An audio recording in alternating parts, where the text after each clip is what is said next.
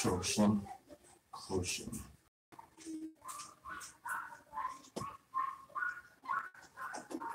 E5.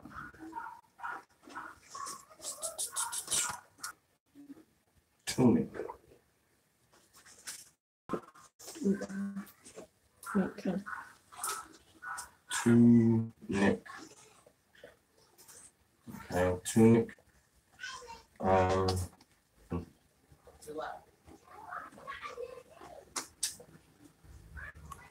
Which is really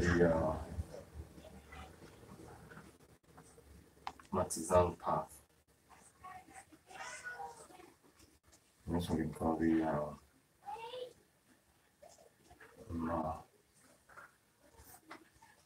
Malayalam.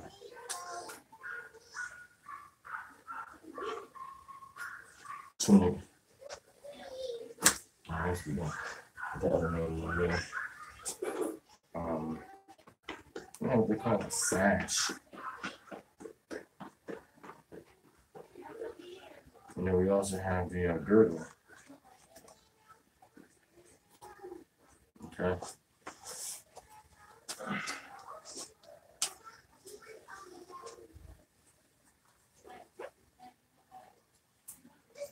All right, so Shalom Lakam Yasha Allah.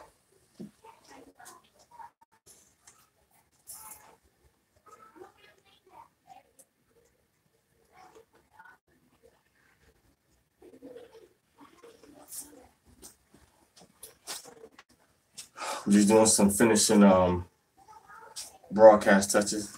Here it is right there.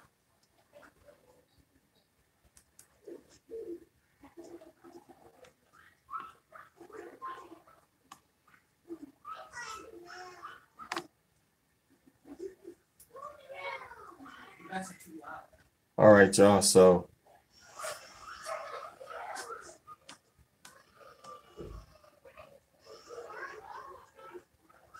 all right, so all praise to Yahweh, Bashem Hamashiach Yahweh Shai.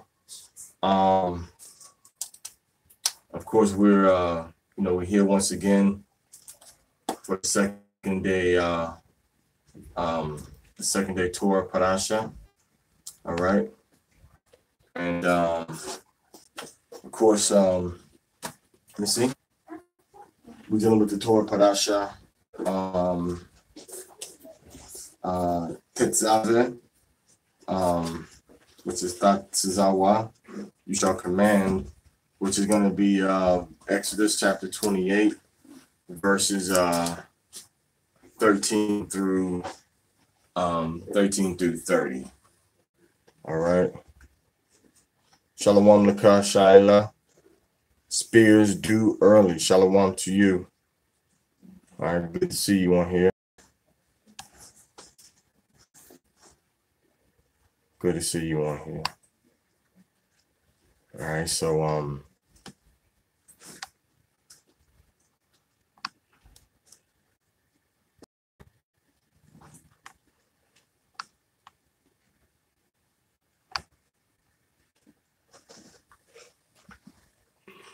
right, so now of course before we get started, we want to say Shema Yasha Allah, Yahweh Allahayna, Yahweh Akkad, Wa Ahabat Yahweh Allahika, Bakal Nabaka, Wabakal Napaska, Wabakal Adka.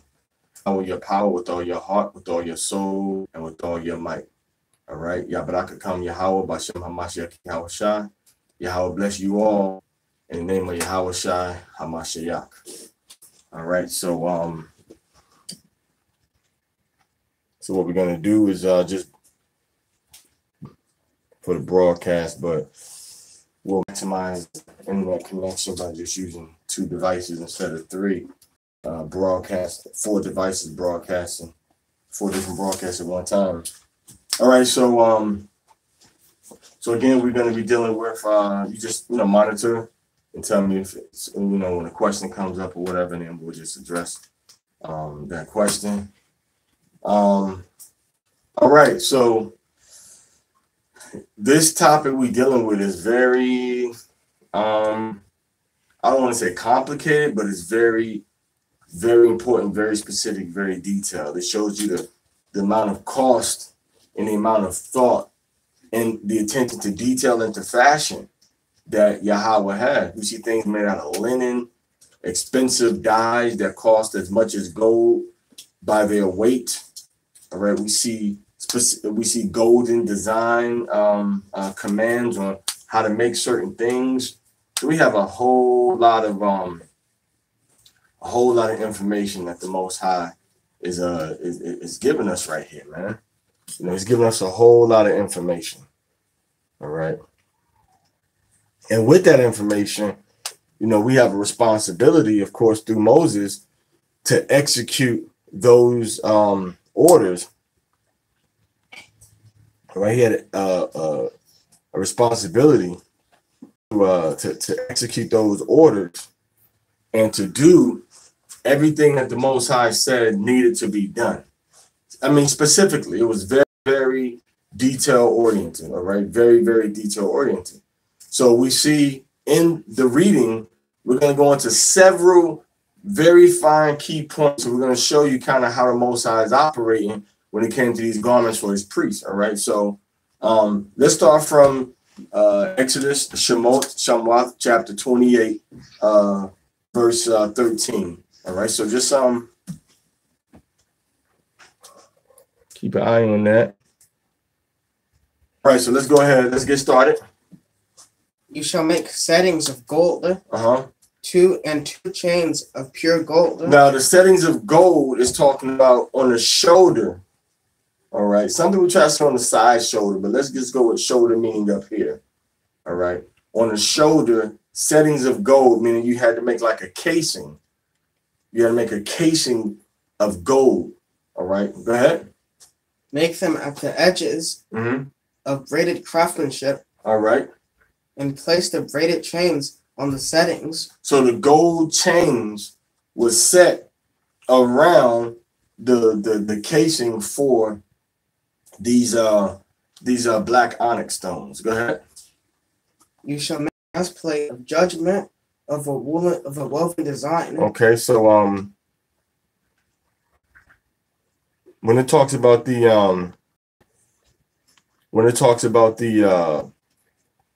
breastplate of judgment, all right, when it talks about the breastplate of judgment of the woolen design, all right, I want to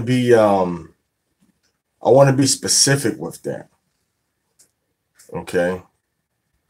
It says the breast tilt that the other camera on the computer up a little bit. So I can see that. Okay, good. Look a little bit more. Read that part again. You should make a breastplate of judgment of a woven design. Breastplate of judgment, all right, is what you have right here, called the cushion. All right, so the cushion was like a breastplate. It went over your breast, covered the whole breast area. All right, covered the breast area, and it was woven, which means that they would take the fibers when they made it. It didn't have cloth. And this is going to kind of clear up a lot of misunderstanding that we may have regarding the breastplate and how it was used and what it looked like. See, woven is when you go like this with the fabric, with the threads rather. You know, they go like this. All right. Go like this, which is called the weft or the woof, and then you have the warp that goes like this. Okay, so it's woven. It's woven. So it's like this. You have lines, thread that are going up, and threads that are going down. All right, so that's how this thing is made. Okay, let's continue to read. Like the craftsmanship of the ephod shall you make it of gold, turquoise, purple, and scarlet wool, and linen twisted together shall you make it. So all of these threads, you probably had the white linen, or maybe not the linen, maybe the linen was dyed these colors. Okay, and then you had the gold thread. So you had gold thread. If you went to the 12th Hebrew Israelite Summit down in Atlanta, Georgia, if you look at the picture, you'll see Zaquan Nathaniel, and he has on a garment. It comes around to the pocket in the front, and on that rope band you see four colors. You see red, purple, scarlet, purple, blue, then you see gold, and it's all braided together. All right, that's how the thread was for the garment. All right, for the kosher, which is for the breastplate. It was like the thread was mixed together with the gold, and then it was made into a garment like this. Let me see if I have anything. Almost like if you take this on a fine level, and you have 4 different colors into it, and you make it into one thread, and then you take that thread and you make the garment. You sew it. All right, you weave it actually. You don't sew it, but you weave it together like this. All right, you weave it together like this. All right, let me make it a little bigger so you can see what I'm talking about. All right, down like this, bam, bam, bam, like that, and then it comes across. All right, but each thread was made of 4 pieces. Each one of these little threads right here, 1, 2, 3, 4, 1, 2, 3, 4, was made out of the material with the different colors on it. The linen, and then they had the linen that was dyed blue, linen that was dyed red, linen that was dyed purple, and then you had the gold. Now, let me put something to rest real quick. So the Most High is giving 3 distinct colors. There is no way that the Most High was telling us to use 2 different shades of purple, because violet is a debate now where it's really supposed to be the violet. All right, and then we had something like this. So you have 2 shades like this, and then you had a red. No one disagrees with the red. You had 2 shades like this. All right, so the Most High, we had these 3 colors. All right, we didn't have this color. We didn't have this color right here, this purple type color, and this type color right here, which is a different shade, which is purple. We didn't have that. We had a purple, and we had a blue, albeit that the blue we had was likely a lighter shade of blue, according to what we read from Josephus. And then we had the red, the scarlet, but it was a darker red. It was more like a blood red. All right. So these 3 colors were woven together into a thread, almost like if you're familiar with like if you look up a twill or a tweed. Okay, you look at this twill. Okay, you can look up twill, T-W-I-L-L, or you can look up tweed, T-W-E-E-D. Look those 2 techniques up, and that's similar to how we put that garment together. All right, similar to how we put that garment together. Let's continue reading. Square shall it be. So now the ephod was square. It was square. Go ahead. Folded. Its length a half cubit. So length was a half. The length was a half cubit. All right. Actually, let's go ahead and erase this. All right. Because now we're going to say what we're talking about. All right. So now we're talking about the quotient, right? C-H-O-S-H-E-N.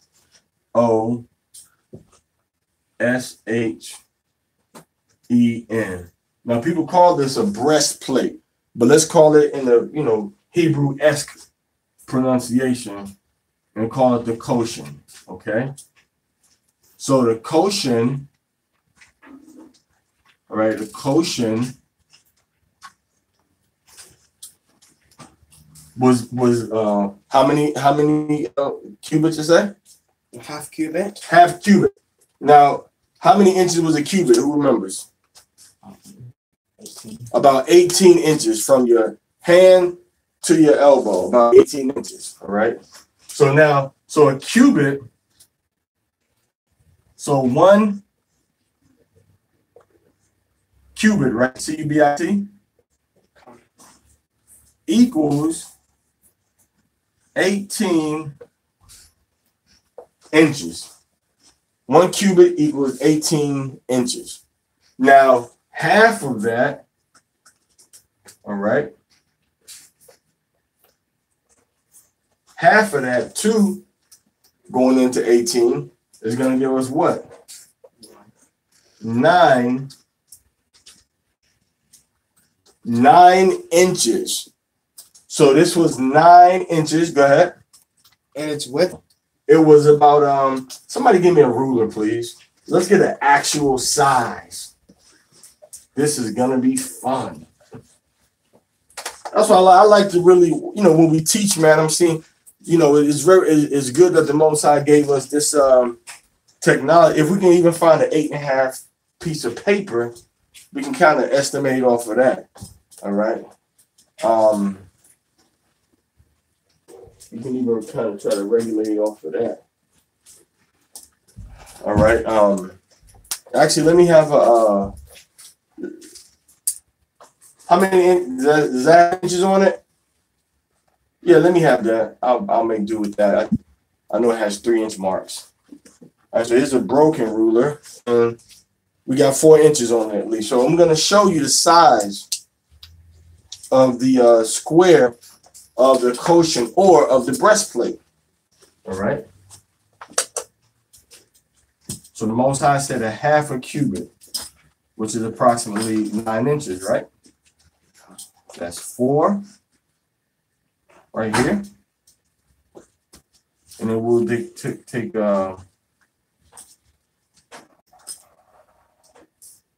4 more inches right here.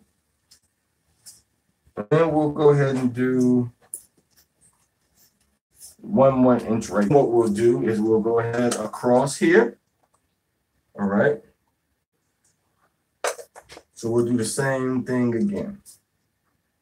All right, so we'll take 4.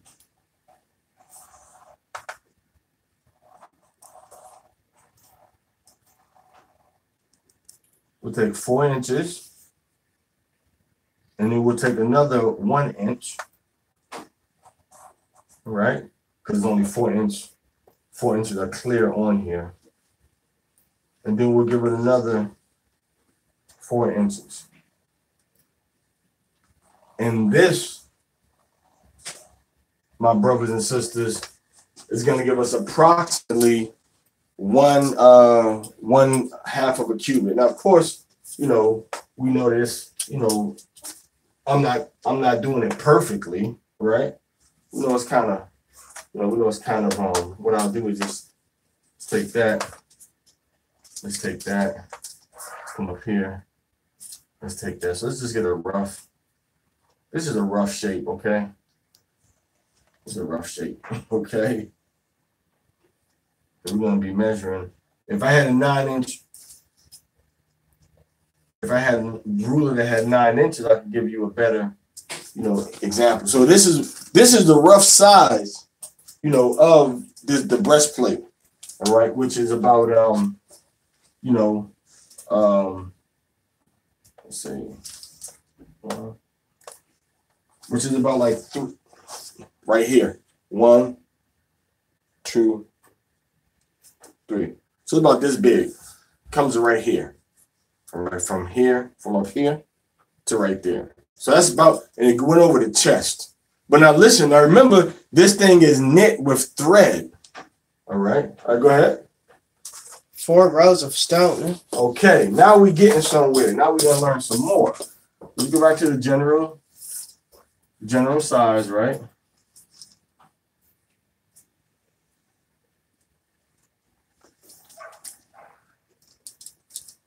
I'm not Bazaleo, but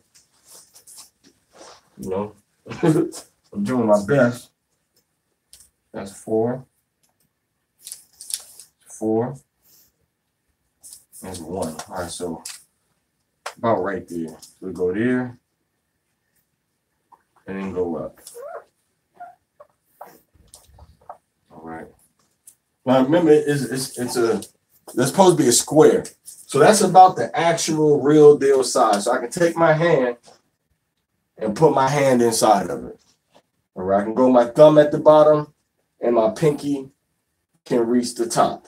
All right. I can put my wrist at the back and my finger here almost reaches the edge. Okay. So that's the rough size of the breastplate. Now the breastplate or the cushion had what? What did it say again?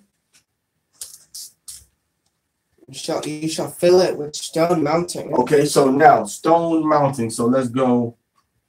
We know how many and what's the dimensions for the measurements? How is the stone divided? 4 rows of stone. Okay. All right, so let's take that.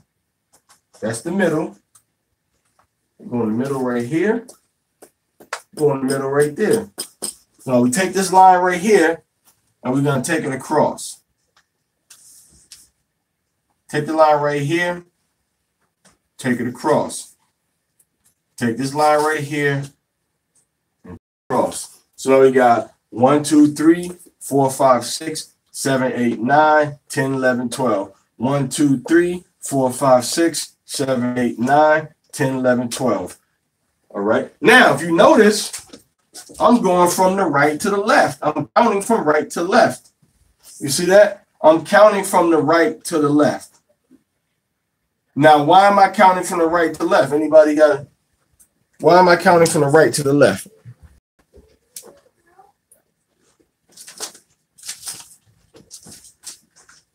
All right, Shalom Lakaya, Ramya. All right, sons of Jacob, Tulsa, hallelujah. Good to see you on here. All right? So now I'm counting from the right to the left. Why am I doing that? Because a lot of times you see people with the stones, all right, with the stones, all right, but when they do the stones, there's a Hebrew concept, but what they do, they take them from left to right, which is English.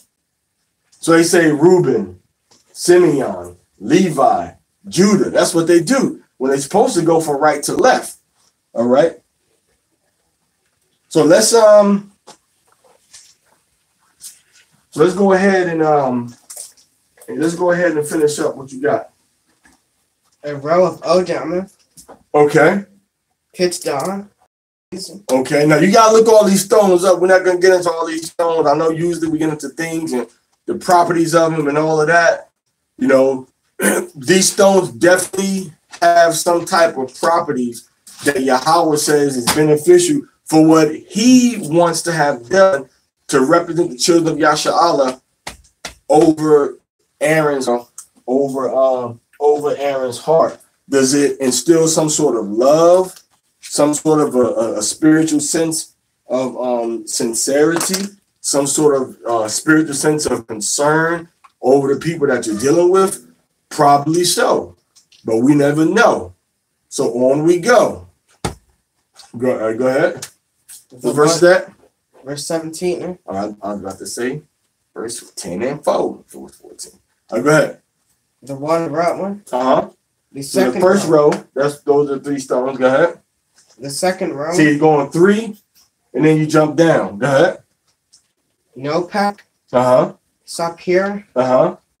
And Yavam. So that's the second row. Now these are Hebrew names. So I'm going to encourage you to go in the Bible and look up the Hebrew names, and then you go into Revelation. All right, you go into Revelation, Revelation chapter 20 and 21, and then you look up the stones, and then you try to match everything together. All right, because we can't go into all of the stones today, right now. If you go, I'm telling you, if we go into everything about this garment and how it was made and why the Most High made it and everything like that, this in itself is that. All right, go ahead. The third row. Now here's the third row, which has 3. And Alakma. Okay. Go ahead. And the fourth row. Tarshish. Go ahead.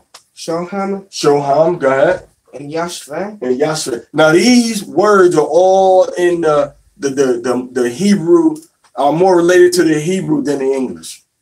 All right, they're more related to the Hebrew than the English. And if you go on different websites, they say, well, this is what it really is, and this is what it means. But Josephus kind of gives you, Josephus and his he kind of gives you an estimation, you know, in his time of what these stones were. And I'm gonna just read them real quick.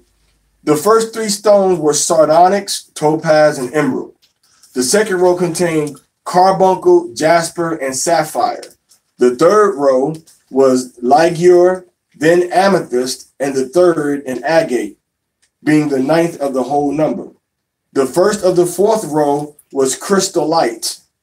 The next was an onyx, and then a beryl, which was the last of all. Now, the names of all the sons of Jacob were engraven in these stones, whom we esteem as heads of our tribes, each stone having the honor of a name in the order according to which they were born.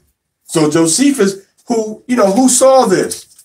He was alive in the 1st century. So he's telling us these are the names of the stones. So you take the names of these stones and you go back to the 1st century, because he's writing this in Greek. You go to the 1st century and you look up, okay, what is it that we need to have done? What is it that we need to do? We need to look at the stones according to what he calls them in the 1st century, and then see how that translates now. But what was it? What was the stone and what was the color in the 1st century? And then you'll be very clear on what the stones were. All right. So he says that we did the stones according to when the babies were born to Joseph in the order of his 12 sons. Go ahead. Set in gold. So now they were set in gold, which means that, let's say you had a stone here. All right, you would have, the stone was set in gold. So you had a gold setting around. Or they could have all of these set up with the setting. They could have made the settings like this. And remember, this is all being set on top of linen. Linen that is 9 inches by 9 inches. So these stones were big. This is not a small stone, man. I mean, I got a little onyx in my finger right here. And that's not what's going on with the lights? That's not a small setting, all right? That's not a small setting. Oh, go cut that heater off in there. Just unplug it. It's not a small setting. It's not a small stone, right? This stone is, this right here is big as my size. So if this is about 9 inches, this right here is about 3. This is a big 3-inch stones. All right. How much does a 3-inch sapphire cost? How much does a 3-inch sapphire cost? Because Josephus sure tells us what? He said that there was sapphire on this. How much does 3-inch topaz and jasper cost? How much does a 3-inch onyx cost? You see that? So these things were around 3 inches, maybe a little smaller, because you had that room for the settings of gold. Shall be according to the names of the sons of Yasha'Allah. So the stones are supposed to be according to the name of the sons of Yasha'Allah. All right, so take the names of the stones right there. Take that. You take that right here and start from I'll read it and then you're gonna read it to me. So it was our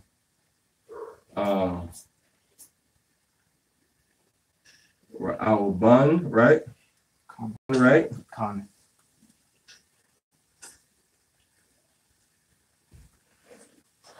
And then Levi. Con. Then Judah. Con. Then Dan. Okay. Naphtali. Okay. Gad. Okay, so we got Gad.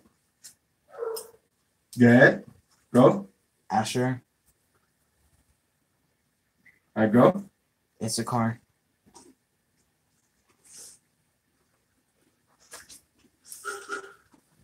Go. Zebulon. I go. Joseph.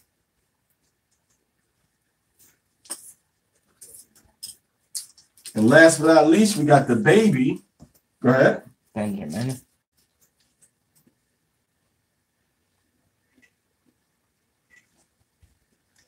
So these are how the stones were written. All right. Onto the these are the stones are written onto the names are written onto the stones. So they had the 12 stones, and they wrote Ra'alban. All right. They wrote Shemaiwan, Lawiyah. All right. Yahwadah.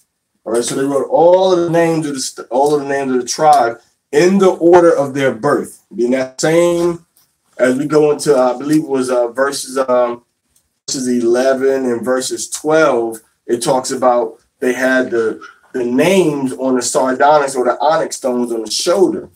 All right. And these were according to the names of the birth, in order of the birth. And once again, we probably had it going from the left shoulder onto the right shoulder, because that's how the right shoulder, the left shoulder, my bad, going over to the right shoulder. All right.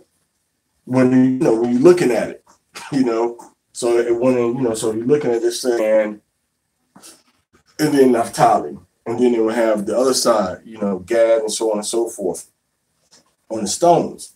So then we made the breastplate, all right, which is the koshin made out of fiber and fabric, and then the pouches and the gold and the settings were put onto the fabric, and it was fixed to the actual garment. Because now remember, this had some rigidity to it because there was metal woven into it already. Remember, there was metal woven into it.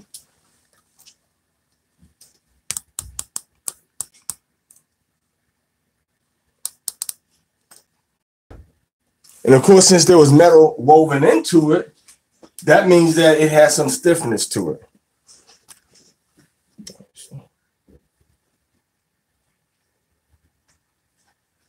Yeah, you can. All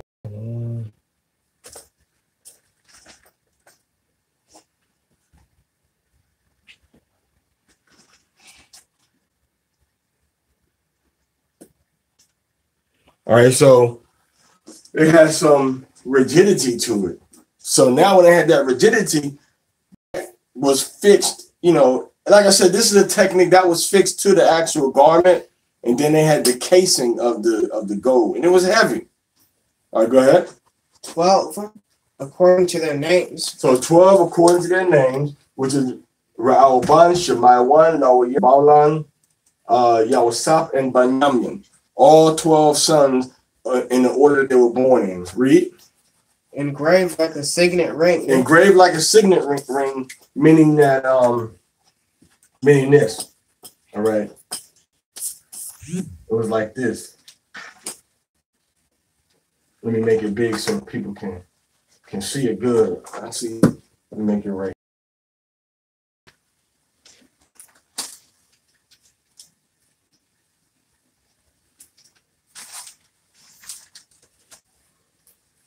And I just made God, because that's a tribe that's just the easiest to engrave. All right, so then you had, the rock there. Okay. So you had God, and God was carved into the rock. That's why it says the engraving of the signet, because when you do a signet, it had to be depressed and etched into the surface. So that when you took your ring and you said, "This is my name and I approve this," and you stuck your ring into the wax on the letter you were writing, all right, you would end up having a having a raised surface, similar to this. A raised surface. Is it coming on there? Okay. Come. You'd end up having a raised surface similar to this. All right, raised surface, right? Because there's a question from Hezekiah. Okay, Hezekiah, what's up? It says, Judah wear ephod today, and he said, "Is he asking can Judah wear ephod today?" I mean, the ephod today, man, is just decoration and jewelry, man. But let's go back in time. I mean, this is me personally reflecting. All right. All right. Now imagine we in Jerusalem and we in the 1st century AD. And we in the time of Yahushua. And then Yahushua come on the scene and Yahushua says, you know, we a kingdom of priests. I'm a priest after order of Melchizedek. And they start knowing they Israelites and they studying the Torah and everything, right? Now imagine all Yahushua's disciples running around with basically a piece of jewelry that's imitating what the high priest had at the temple. You know, so I'll put it like that. Now, I've never had this conversation, you know, with anybody, you know, any adults or any children that's in the building right now. So let's ask you, okay? You stand up. Do you think that somebody should make a piece of jewelry to wear on their neck, around their chest, that's like the thing that the high priest wore when he went into the temple to do his job? Should a regular person that's not the high priest make that, or a regular person that's not the high priest, he should make that, or he shouldn't make that? He shouldn't. Okay, why shouldn't he? Because he's not high priest. Okay, now what if he's not the high priest, but he just says, I like how that thing looks, so I want to be like how the high priest jewelry was, so I want to make it myself. What about then? Let me just ask him for what you think and feel. You say no still? Okay, why you say no?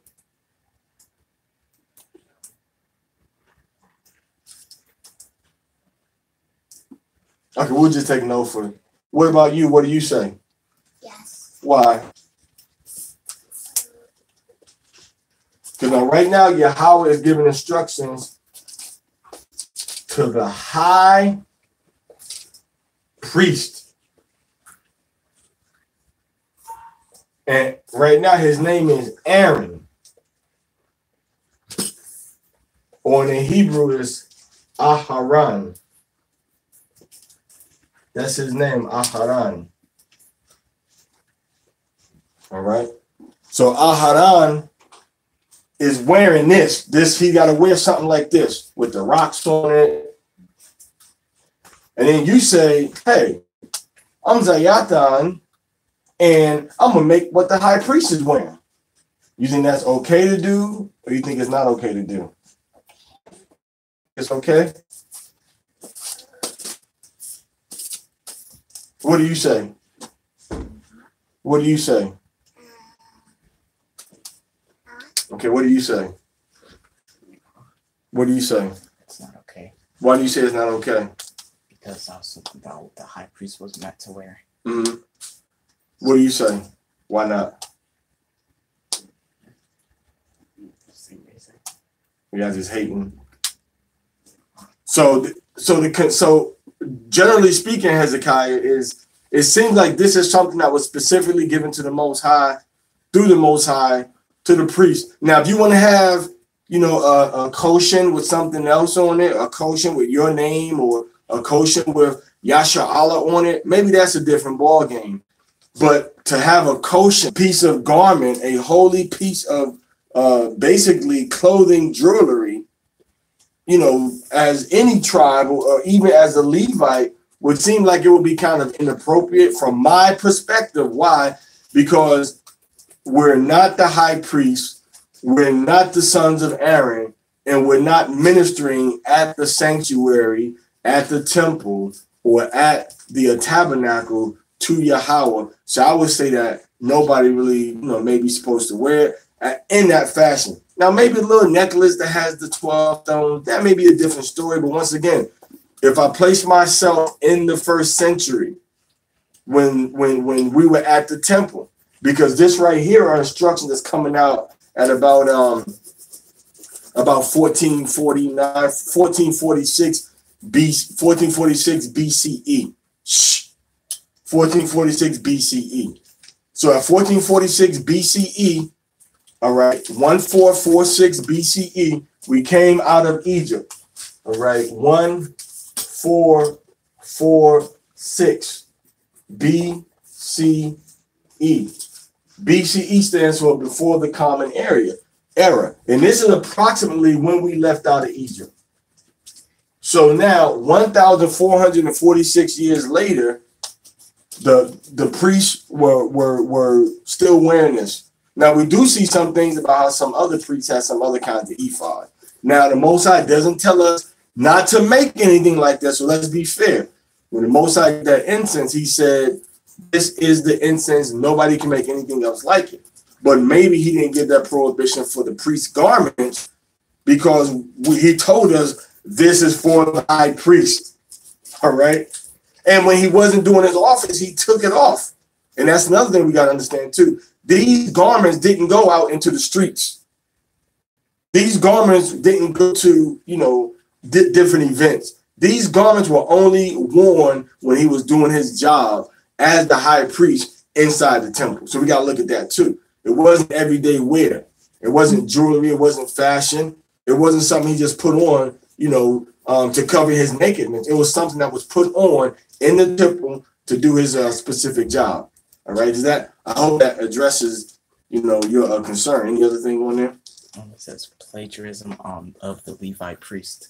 Yeah, I guess you can call it well, as long as you give them credit of it, it's not plagiarism. Because plagiarism, when you copy somebody's, Maharakad just did a whole video about plagiarism and brothers jacking other Gentiles' lessons and passing them off as their own study. So I learned that plagiarism is not only from a written work, but it can be from an idea that somebody had that you jack and you don't give that person credit for it. So as long as you say, yeah, this is the Levite, it's a forgery or a counterfeit, but not plagiarism. You say this is from the Levites, all right? Because he's getting cut right now, just to let y'all know. I mean, I'm not, you don't got to be getting cut. You don't got to be getting cut, man. But the Most High, like I said, in all fairness, man, I don't want to add to the law nor take away from the law. Yahweh said never. Yahweh didn't say don't ever reproduce this, but he did say the incense with these special mixtures, don't ever make like it. Now with the high priest, though, in all fairness, he didn't say don't reproduce it, but he did say this is the instruction for the garments of the high priest. Okay. Now these other things we already had these other things. Even ephod type garments people had back then, but this specific arrangement and this specific style with all of this on the shoulders and stuff, we didn't really, we didn't have that. You know what I'm saying? Anything else? Then Yeremiah says, if you have a picture of the metal woven in the clothes. Nah, I don't really have no picture, man. I started to show pictures, man, but what really deterred me from showing pictures is that nobody knows what it looked like. It's gone. So any picture is just like when Josephus, he talks about it. Let me read what Josephus, what he says about it. All right. Josephus says that the void placed in this garment, talking about the ephod, it was a void placed in there. Was inserted a piece of the bigness of a span embroidered with gold and other colors of the ephod, and it was called the essen, or the breastplate, or the koshin. It's called the essen, which in Greek signifies the oracle. This piece exactly filled up the void space in the ephod. It was united to it by gold rings at every corner, the like rings being annexed to the ephod, and a blue ribbon made use of to tie them together by those rings. That the space between now what I'm doing, I'm reading from the Antiquities of the Jews, written by Josephus. And 3 and chapter 7. All right. Book 3, chapter 7. All right. That's where we at. Book 3, chapter 7. And about the ephod itself, I'm reading Book 3, chapter 7, section 5, round about paragraph 163. He's Hezekiah against I bet not see no Levite not wearing one. Lola, yo, Levites got ancient jewelry, but an ephod, and it's saucy. Okay, yeah, it is real saucy, man. But I'm telling you something, it ain't all Levites though, man. And that's another misconception that we have. It ain't all Levites, man. It was only the family of Aaron. It ain't all Levites. You know, somebody saying that they from the family of Levi is like a Levite saying they the descendant of Aaron. How come none of the Levites are ever the descendant of the floor sweepers or the descendants of the ones that were standing guard? All of them descendants of the priests. The priests were a very small class of the Levites. Aaron was one man out of literally thousands of Levites, and only the priest came from his family. So how is it now that all Levites are want to be priests from Aaron's family? The priests only came from Aaron's family. The priests only came from Aaron's family, and Aaron was one of literally thousands of Levites that were living when we came out of Egypt. When we came out of Egypt, all right? And furthermore, if I wanted to destroy a people, and I wanted to take, and I know that their religion, their spiritual belief, their spiritual understanding is a part of their daily life. It's so ingrained in everything that they do. All right. And the Levites are the ones that studied and taught the law the most and usually the best. Me personally, if I was a Gentile, I would destroy most of the Levites I can get my hands on, wouldn't you? I would destroy most of the Levites I can get my hand on. Most of the priests, especially. And that's why you look at Haiti. Haiti got just that small little territory right there, man. Small little territory, but they got free from the French early on. They got free from the French. They got free from the French early on, right? But the tribe of Levi is a major tribe, and the Levites were composed of different people that had, that had different jobs. They had different jobs. All that the little erasing and stuff is distracting. Because now you're not really focusing and paying attention. You erasing and focused on that. Do you know what I'm talking about right now? What am I talking about right now? Don't lie and say you do if you don't. You know what I'm talking about right now? Yes, you do, or lie, you don't. Because you're not paying attention. Pay attention. Stop all that erasing and side writing and all that. Pay attention. You get caught up in that. And you're supposed to be caught up in what we're talking about. So the Levites, were a big tribe. And the priests were only a teensy, teensy, weeny, itty bitty fraction of that tribe.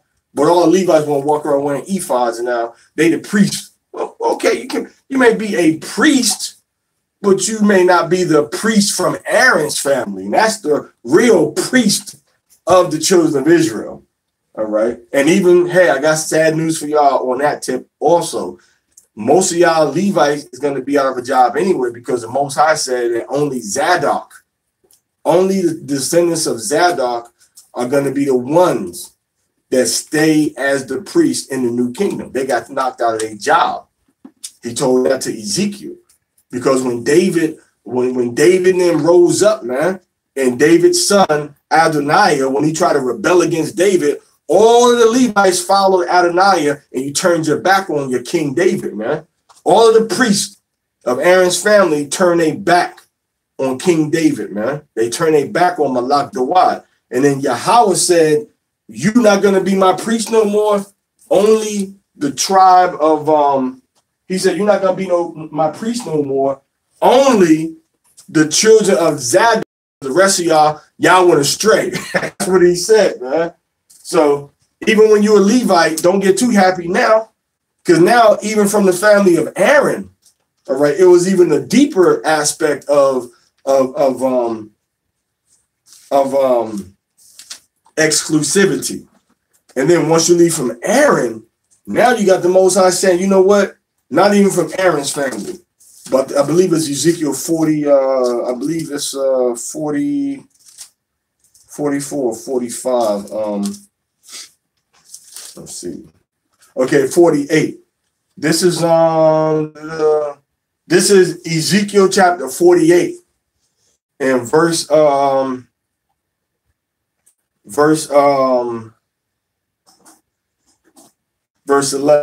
Actually, you know, verse 11, but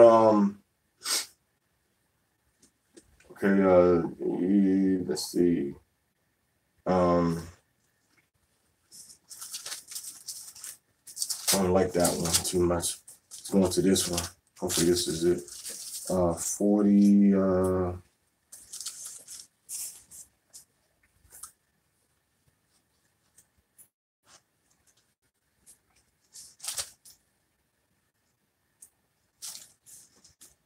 actually we can go to 40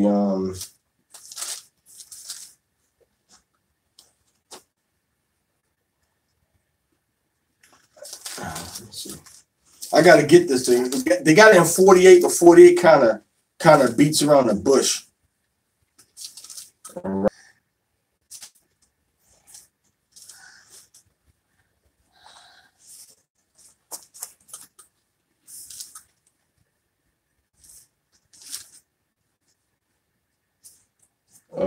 Let's see, 40.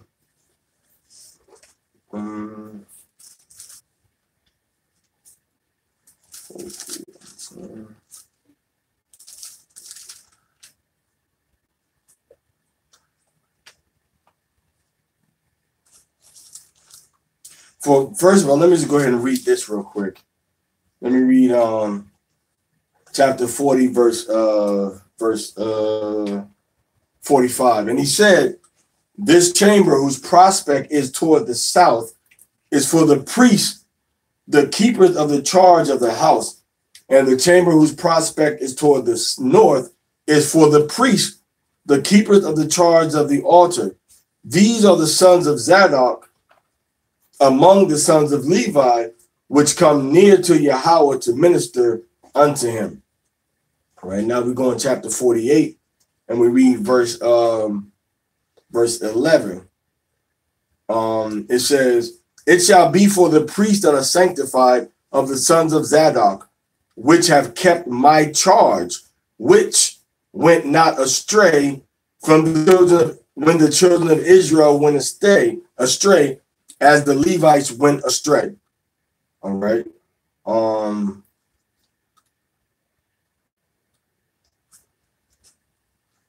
right, so now that's one piece. Now here's a better one. This is chapter 44, verse 9. Actually, let's go to verse 10. It says, and the Levites that are gone away far from me when Yasharallah went astray, which went astray away from me after their idols, they shall even bear their iniquities. See that? Now check this out. Ezekiel 44 and 11. Yet they shall be ministers in my sanctuary, having charge at the gate of the house. They're going to be like security at the temple. All right. And ministering to the house. They're going to be servants in the house doing things that need to be done inside of Yahweh's house, the tabernacle, the temple. They shall slay the burnt offerings and the sacrifice for the people. They're going to be, you know, spiritual sacrificial butchers for the children of Israel. And they shall stand before them to minister unto them. So they're going to stand before us and minister and serve us and do the things that we need to have done, you know, in terms of the sacrifices and in terms of the offerings and also, you know, in killing the animals and stuff like that. And also in terms of teaching us the law. These are talking about the Levites in general. All right. Then he says that because they ministered unto them before their idols and caused the house of Israel to fall into iniquity. So the Most High said, because you were helping Israel serve other gods, you're not going to come before me and offer sacrifices to me. You're going to just help the people get their sacrifices ready to get offered, because I don't trust you. I don't want you doing that job no more. And that's what it says.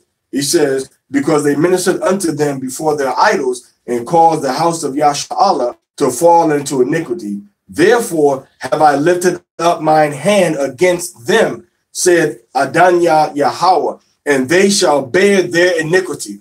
So Levi gonna bear their iniquity, meaning that that job is taken away from them, and it's confirmed in Ezekiel 44 verse 13.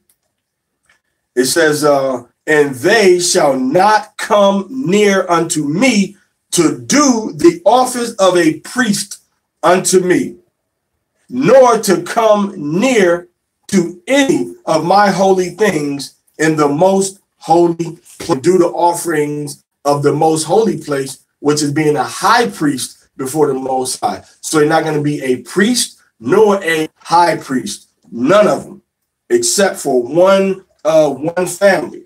All right. It says, and they shall not come near unto me to do the office of a priest unto me, nor to come near to any of my holy things in the most holy place. They're not going to touch the Ark of the Covenant. They're not going to touch the crown for the Ark of the Covenant. They're not going to touch the staves. All right. They're not going to touch the curtain that's on the other side of the Ark of the Covenant. All right. But they shall bear their shame and their abominations, which they have committed. Meaning this thing is going to be a mark, a badge upon them as a sign of eternal remorse and regret for what they did when they led the people into worshiping other gods. All right. Now, Ezekiel chapter 44, verse 14. But I will make them keepers of the house for all the service thereof, and for all that shall be done therein. Everything needs to be done inside the temple. Yahweh is going to have the Levites doing it, no matter what family of Aaron they come from. Those are the ones that's going to do it. Now, verse 15. But the priest, the Levites, the sons of Zadok, see that? The sons of Zadok, that kept the charge of my sanctuary. See, only one family of Levi remained loyal. Only one family of Aaron remained loyal, and that was the line that came down from Zadok. All right? That kept my charge, the charge of my sanctuary, when the children of Israel went astray from me. Israel went astray, and only this family of Zadok stayed loyal to Yahweh. So Yahweh said only they are going to be the priests I'm dealing with. So if you can't prove yourself to be from the family of Zadok, you can't prove yourself to be a priest of Levi. If you want to say priest in a generic sense, or you want to say priest, in a generic sense, like Jethro was a priest of Midian, that's a different story. But if you're talking about saying that I claim my position and my right as a Levite priest of the family of Aaron, no, you can't do that. Because the Most High say he wiping out. Only Zadok is going to come. The rest of the Levi is going to be just workers, and not just workers. It's still an important job. The rest of the Levites are going to be workers in the house and ministers unto the people, going to kill their offerings, kill their sacrifices, and prepare it, drain the blood out, cut the fat out. All right, be security around the temple at the doors and clean up, get the incense ready, make sure all the furniture stays arranged, stuff like that. Stuff that you're going to need to do in the upkeep of the temple. All right. Then it says what? He says, sons of Zadok that kept the charge of my sanctuary when the children of Yasha'Allah went astray from me. They shall come near to me to minister unto me, and they shall stand before me to offer unto me. Hey, sons of Zadok shall enter into my sanctuary, and they shall come near to my table to minister unto me, and they shall keep my charge. So that's what's going to be inside the sanctuary now. Inside the holy place and the Holy of Holies is only the sons of Zadok. Okay. Am I still inside the frame? Okay. Can I come close and still be in there? Am I still in the frame? All right. Then it says, they shall come to my sanctuary. All right, verse 17, verse 16. They shall enter into my sanctuary, and they shall come near to my table to minister unto me, and they shall keep my charge. All right, so that's what's gonna happen. All right, that's what's gonna happen. Where's the shower?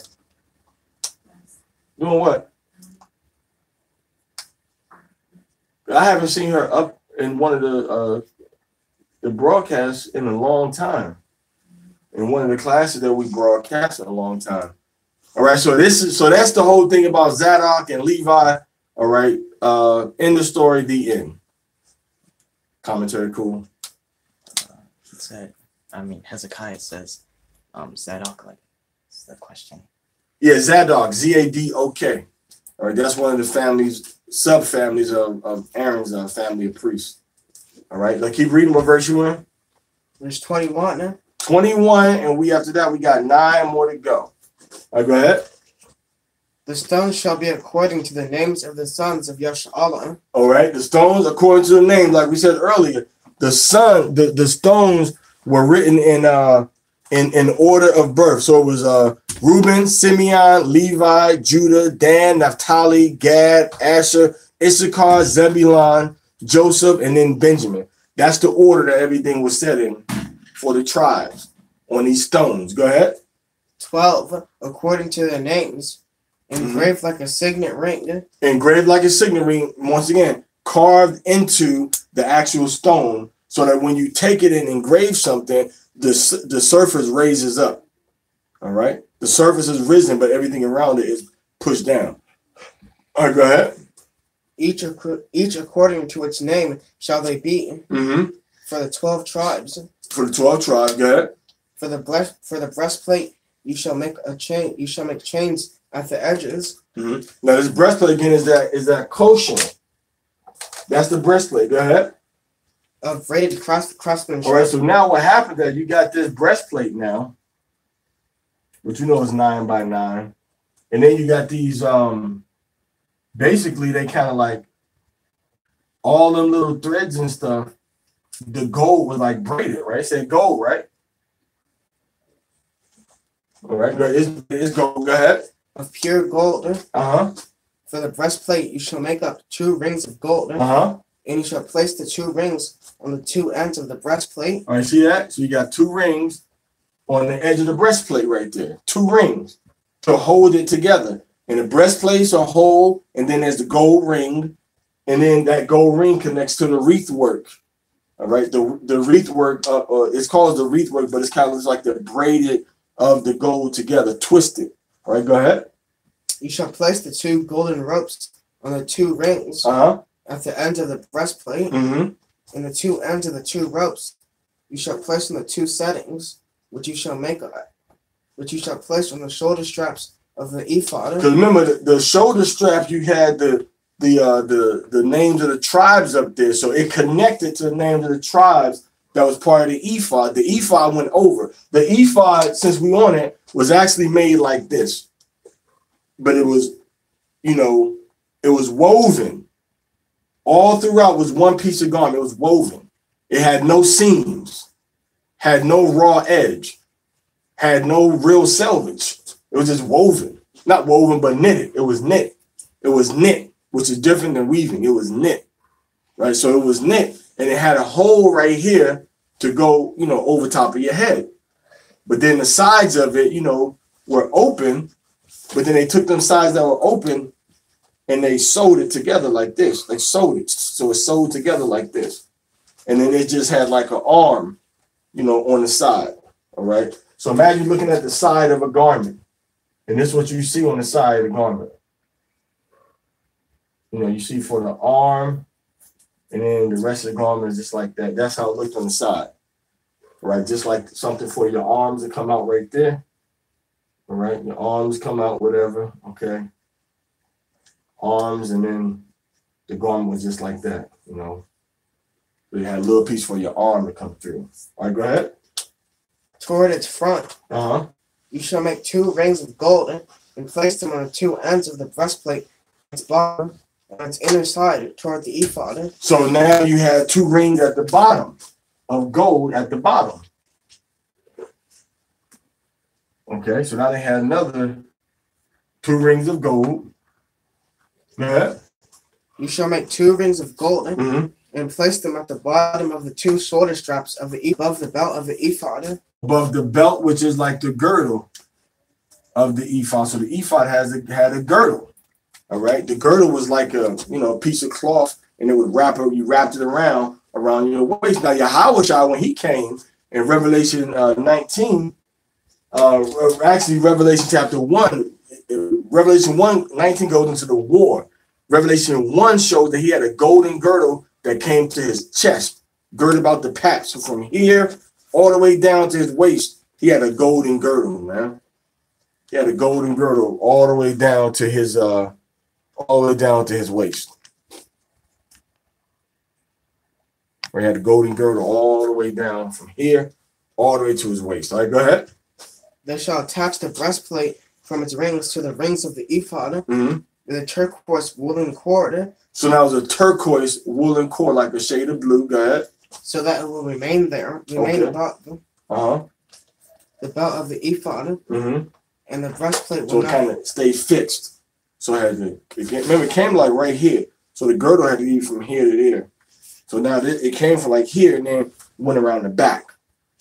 All right. Now, I might try to make a little something like that, so we can have something that, actually know what we're, maybe something with, Yahweh Shai, the Torah, something you wear when you really go into a high level spiritual zone, because that was the purpose of this garment, because the priest was going to a high level spiritual zone to talk to and to deal with the Most High, and all these stones and everything in the gold kept his body, his mind, his spirit, in the way that Yahweh wanted him to be, when he came before him, man.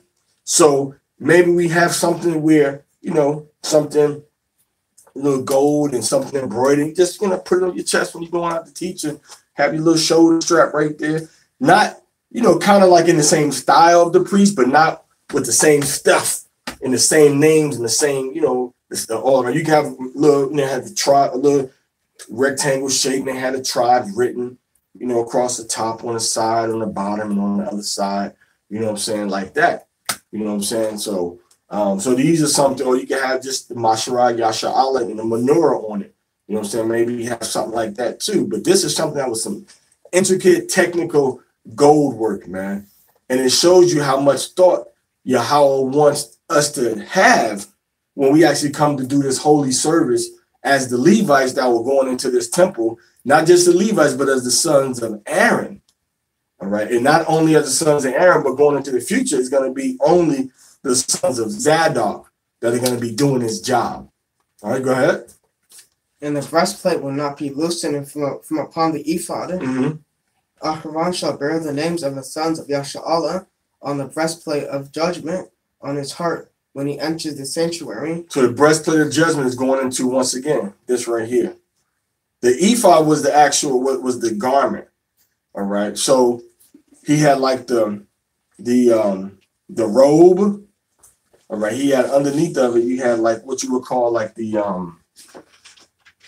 okay, so underneath of his garment, you had what they would call like the tunic, which would be like this, which was the red one, and it came down to his feet. It came long.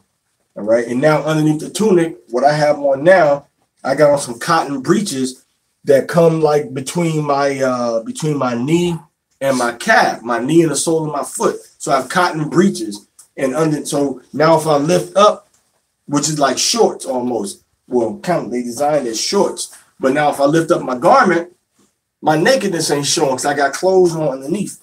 Okay, I got clothes on underneath. All right. So that's the tunic aspect of it. The robe, or the Ma'yalaya, all right, the Maliyal, all right, the robe aspect of it, all right. The Ma'iyal, going to where you were. The Ma'iyal means that which is upon you. The Ma'iyal. that which you have put upon you, ma iyal. All right, we're coming from the ayal, which means upon. All right, so ma iyal, up or to jump. The ayal means upon. So that was you put upon you as the robe, the ma iyal, was over top of everything. It was over top, so it was covering, but it was like sleeveless. It didn't have sleeves in it. All right, it was like we're gonna read later. It was like a habergeon, Habergeon, which is like a coat of mail. All right, you just put over your body and it's woven throughout, and then they would flip the collar over, which is called, like, they doubled the collar at the top so it would be hard for it to tear. All right, so it'd be hard for it to tear. All right, go ahead. As a constant remembrance before Yahweh, into the breastplate of judgment shall you place the Urim and the Thummim. Now, inside that breastplate of judgment, you had these, the Urim and the Thummim, which was two stones. All right. And let's see what our brother Josephus got to say about that. Because when Josephus talks about he tells us that that they would lighten up. All right, they lit up. You would ask a question, and then Yahweh would light it up. Okay, would actually answer the question, with the Urim and the Thummim. So let's go ahead and I'm trying to find it real quick.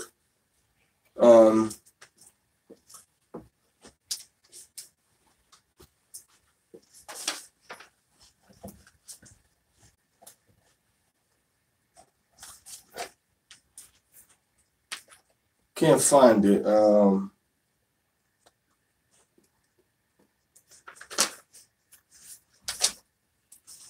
Can't find it right here.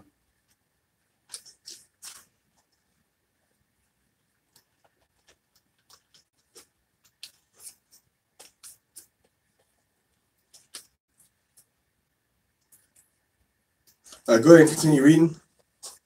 And they shall be on Aharon's heart when he comes before Yahweh, and Aharon shall bear the judgment of the children of Yashar'Allah. So Aharon would have that judgment on his heart. Go ahead. On his heart, constantly before Yahweh. So Yahweh would constantly, because remember, the priest would take the sin of Israel, put it through his body, and then put it onto the heads of the goat. It transferred from Israel to us, from Israel to the high priest, from the high priest to the goat once a year for Yom Kippur or Yom HaKippurim. So for Yom HaKippurim, the sins would transfer through Aharon's body. All right. So now the Most High had that constant reminder of the 12 tribes. All right. Read that part again. Into the breastplate of judgment shall you place the Urim and the Thummim. So the breastplate of judgment. Go ahead. And they shall be on Aharon's heart when he comes before Yahweh. All right, so you kept that. It was kept at Aharon's heart when he came before the Most High. All right, go ahead. And Aharon shall bear the judgment of the children of Yashar'Allah. So Aharon carried that judgment of what the Most High had planned against us. So that mercy, really, the Most High was showing us. Aharon was the mediator for that. He bared the judgment. All right, go ahead. On his heart, constantly before Yahweh. Constantly.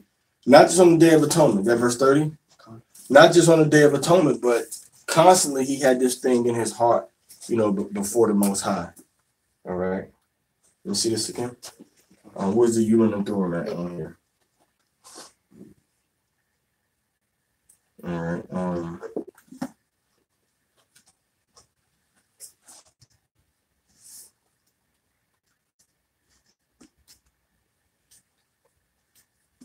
Any questions, comments on that?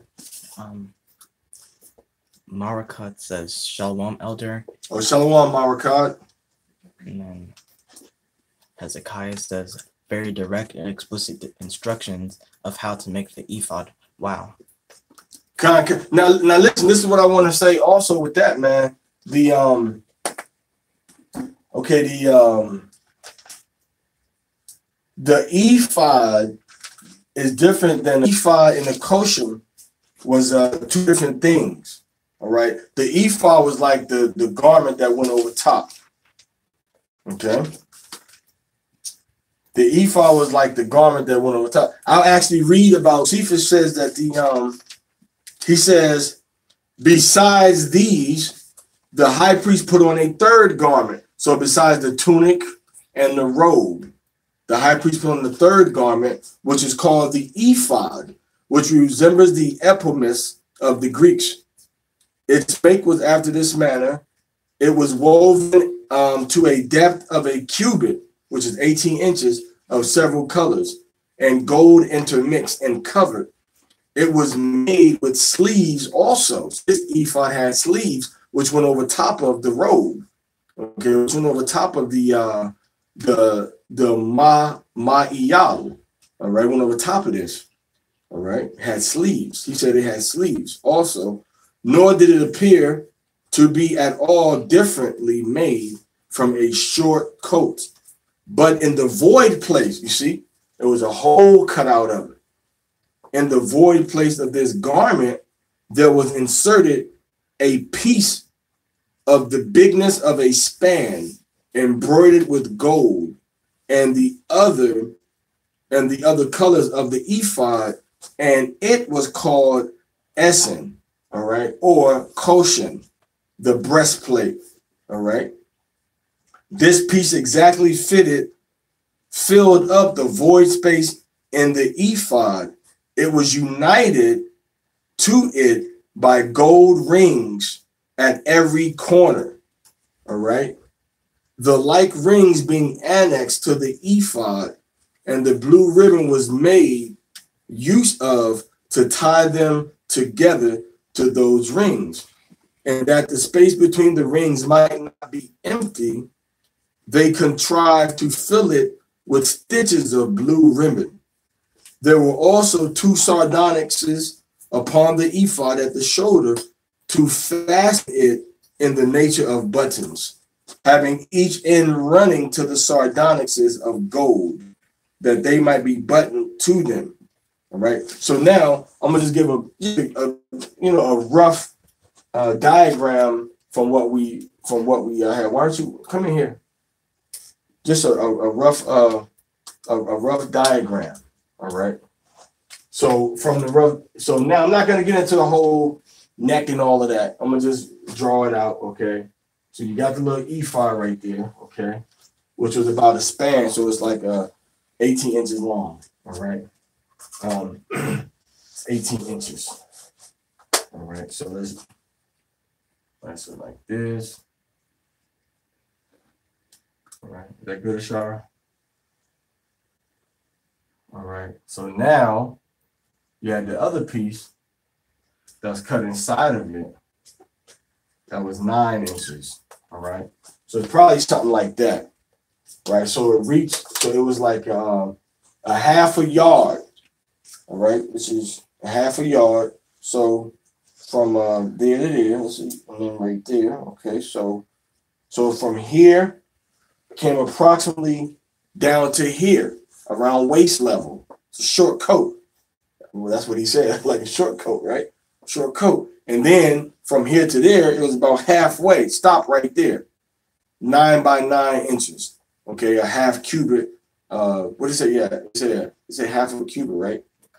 What was the ephod a cubit long? The ephod was a cubit long, right? Let's go back and look at the size of the ephod.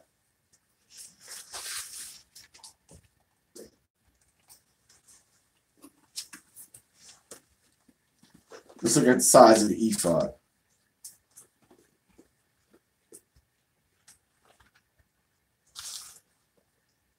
So I believe the ephod was a cubit long, and then the koshem was a half cubit long. So I you had already read it. So this is 18 inches. So from here all the way down, it was 18 inches, right? 18 inches, and then which is roughly like a half a yard. And you have a quarter of a yard for the size of the actual breastplate, which is the koshin. All right. So this is the so this is what I'm trying to get at what you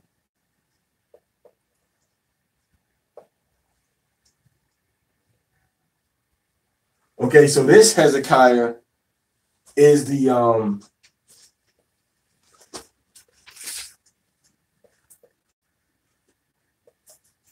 right, so this Hezekiah,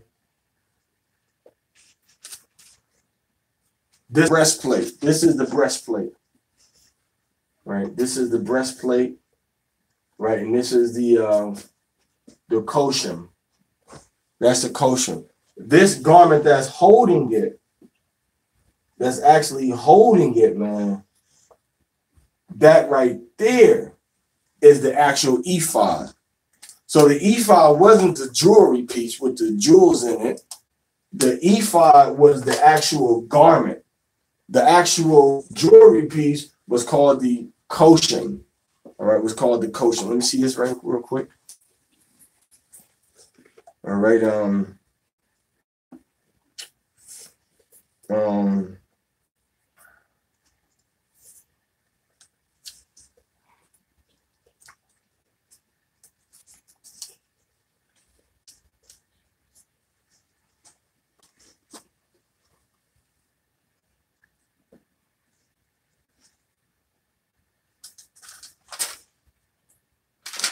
right, so like I said, this is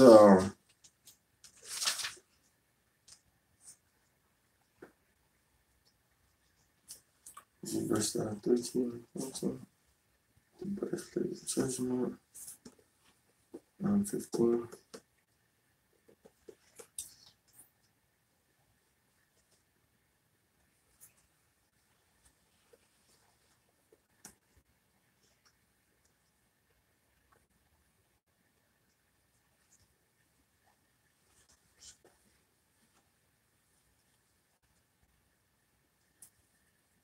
Okay. You can say coaching, but you could also say kashan mashapat.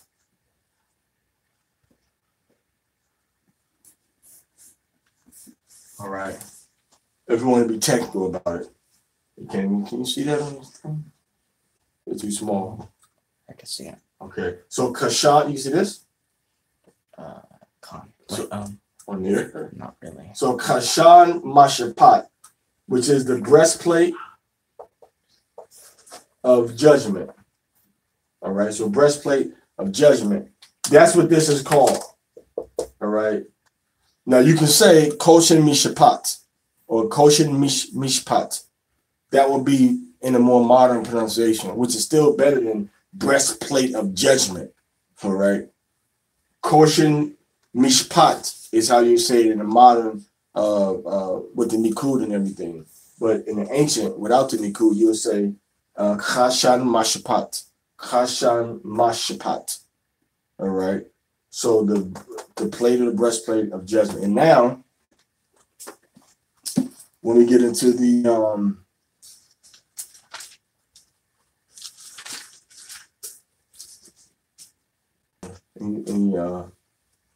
then we need to respond to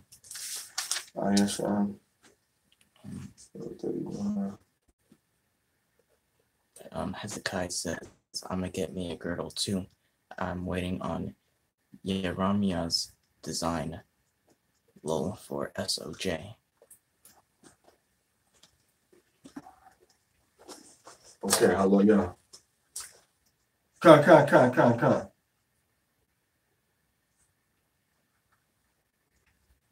So the ephod is really the apwad, the hook, and then the door. So now we see the ephod is associated with what? With the power or the resourcefulness of being covered, of mercy. So this is the key part of the priest's job, atonement. Then while he's hooked in, it's planted. All right, it's planted. And it's funny because when you look at this word, the last word we have is a door. And what do we have behind here? Something that's like a what? Accidentally flip the camera. Something that's like a door.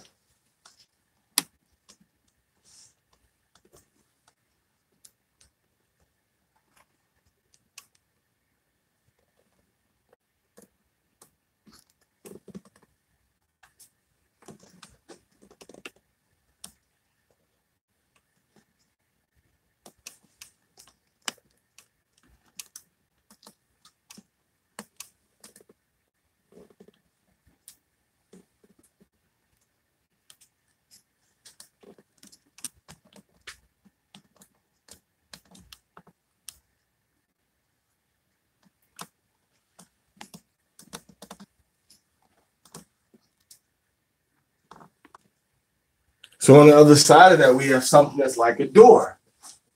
All right.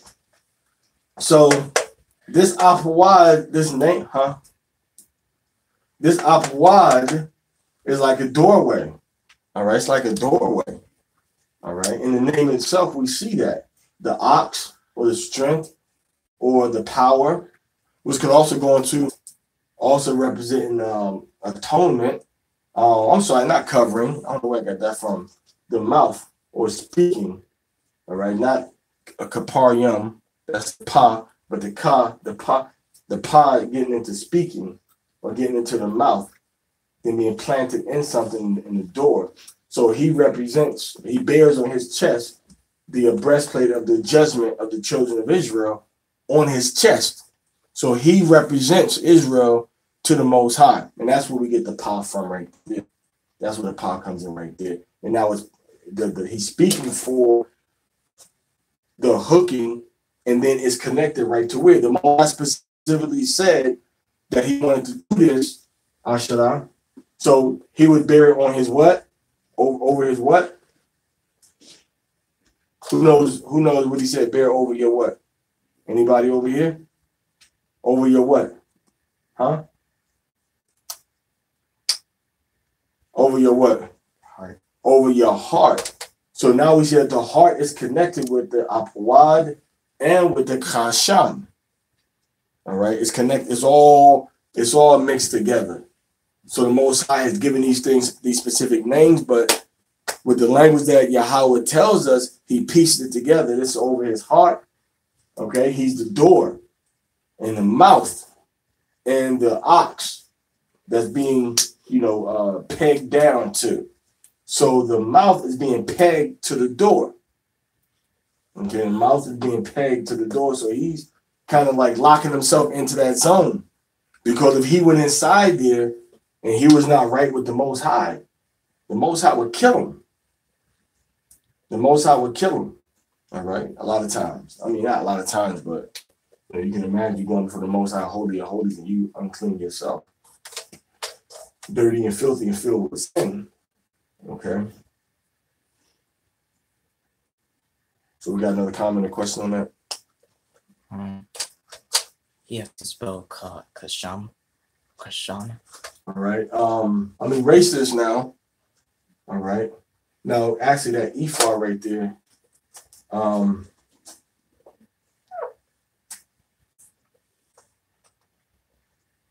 right. Now the ephod, like I said, Josephus kind of gives us. Also, Josephus said that the ephod had. He said that the ephod had sleeves too. All right. So when it had sleeves, probably long sleeve. I mean short sleeve, because you already had the long sleeve from the from the tunic that was underneath of all of this. So it was, okay. And then under here, remember, under here, he had what? What do you have right here?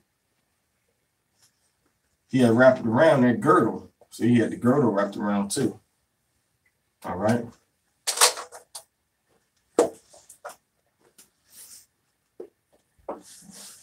So the way we would write Koshan,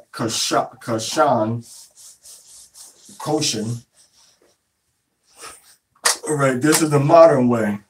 All right. CHOSHAN.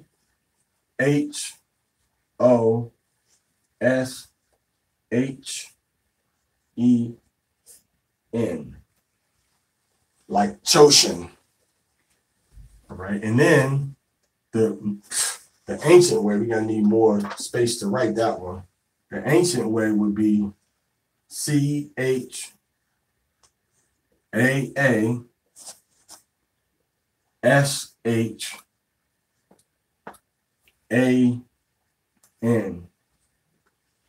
All right, Kashan, CHAASHAN, and then it said Mashapat.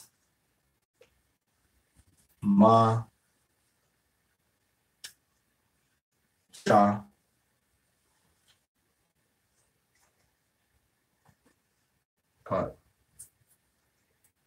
Okay, so what is it over here? What is it? Kashan what? And Mashapat means what? Mashapat means what? Mashapat means what? Mashapat. What's this word right here? Shapat.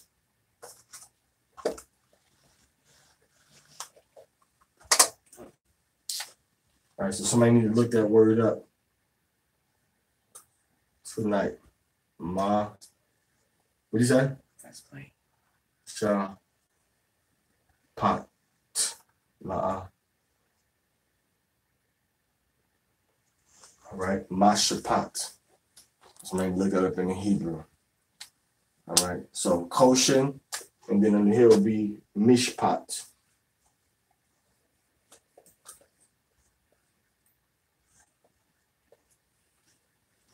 Koshen, Mishpat.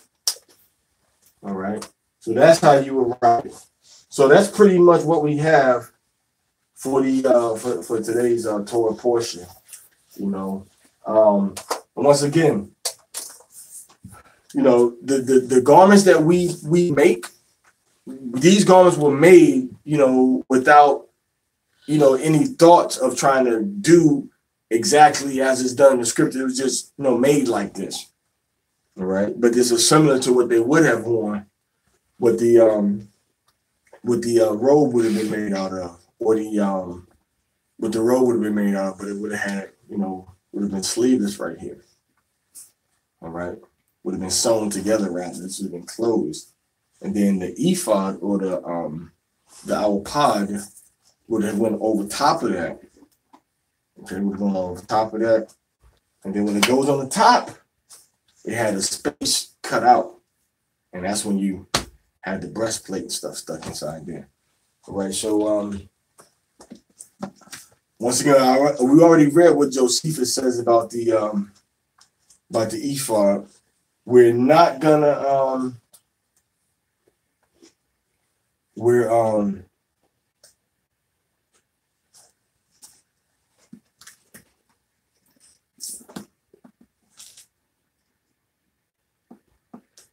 not gonna read about the turbans today. We're gonna and then do your own research about these different things about the garments. All right.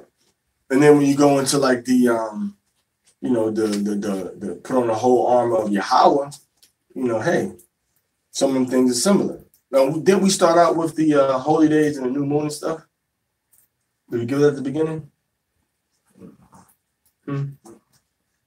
All right, so I apologize. Let me tell you real quick, the new moon and the Kadash, the next new moon, the Kadash, is going to be on March 5th.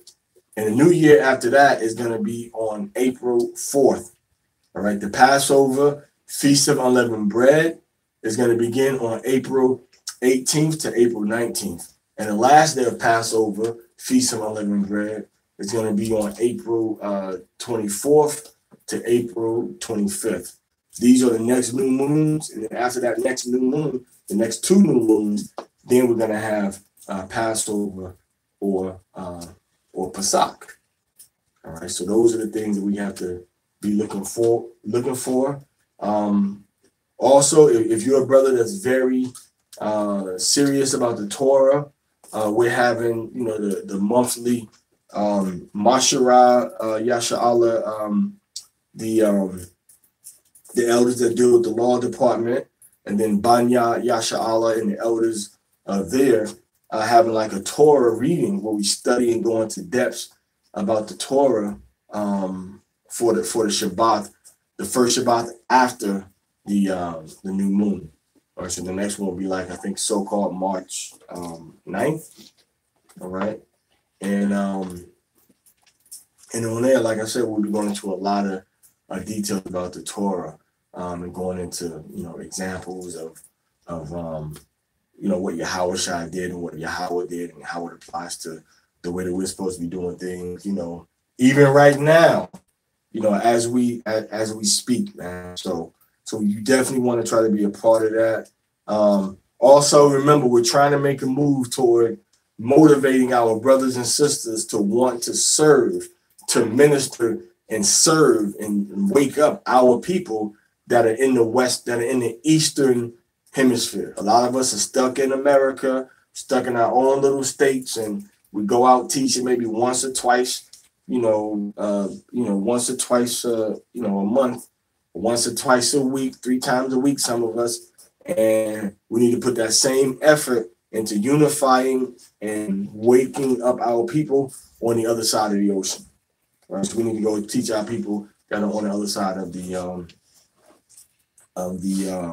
ocean also. So it's not something that's, we can't neglect that part of the body. We have our people that were taken into the Eastern Hemisphere before they came into the Western Hemisphere in slavery. Okay, they were taken into all of the places over in the East before they started to come into the Western Hemisphere. From Turkey down to in slavery in Ethiopia, across the waters into Saudi Arabia, then across the waters again across the Persian Gulf into Iran and Iraq. We were taken into hardcore bondage over there in those places.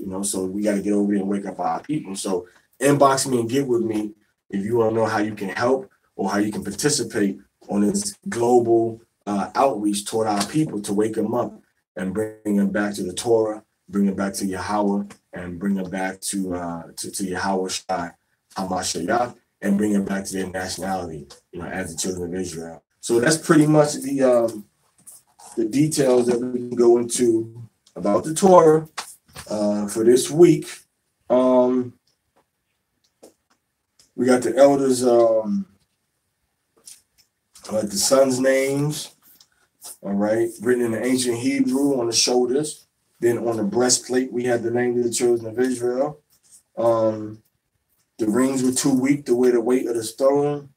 They made 2 other outer rings at the edge of that part of the breastplate, which reached to the neck and inserted into the very texture of the breastplate. All right.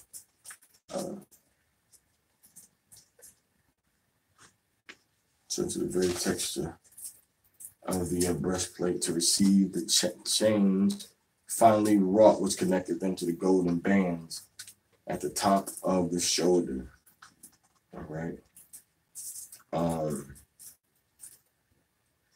But I think nowadays, man, I think there's kind of like kind